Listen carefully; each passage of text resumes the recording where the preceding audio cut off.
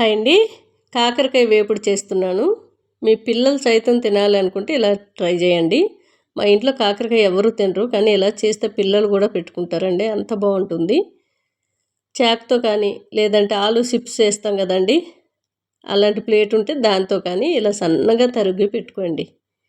నేనైతే ఈ ఆలు దాంతోనే సన్నగా తరిగి పెట్టేసుకున్నాను.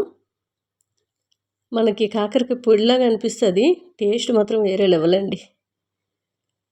నేను స్టవ్ పైన కళాయి పెట్టుకొని మామిడికాయ ముక్కలు ఒక గుప్పెడన్ని వేసుకున్నాను. ఎండబెట్టుకున్న మామిడికాయ ముక్కలు, ధనియాలు ఒక స్పూను, జీలకర్ర ఒక స్పూను, ఒక 3 ఎండుమిర్చీలు, ఒక గుప్పెడంతా ఎండు కొబ్బరి. ఈ స్టవ్ మీడియంలో పెట్టుకొని వేయించి ఒక 7-8 వరకు ఎల్లుల్లి రెబ్బలు, ఒక స్పూన్ వరకు ఆవాలు వేసుకుందాము.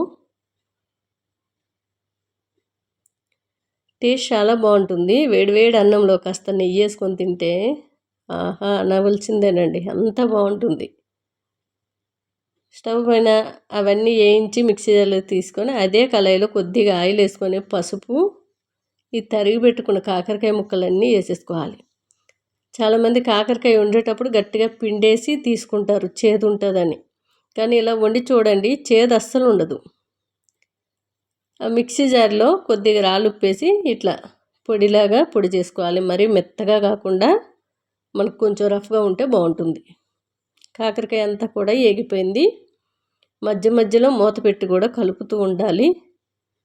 ఇలా ఏగిన తర్వాత ఆ మిక్సీ జార్లో పొడి అంతా కూడా వేసేసుకొని, మీరు ఎంత కారం తినగలిగితే అంత కారం పొడి వేసుకోండి.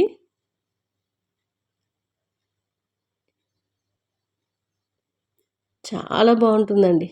ఇలా ఒక 5 నిమిషాలు వేయించుకొని కిందకి దింపేసినా బాగుంటుంది. లేదు మీరు పిల్లలు సైతం తినాలి అనుకుంటే ఒక స్పూన్ వరకు బెల్లం తురుమేసుకోండి, బాగుంటుంది. నేనైతే బెల్లం తురుమేస్తున్నాను. మీకు బెల్లం ఇష్టం లేకపోతే ఇలా తినొచ్చు.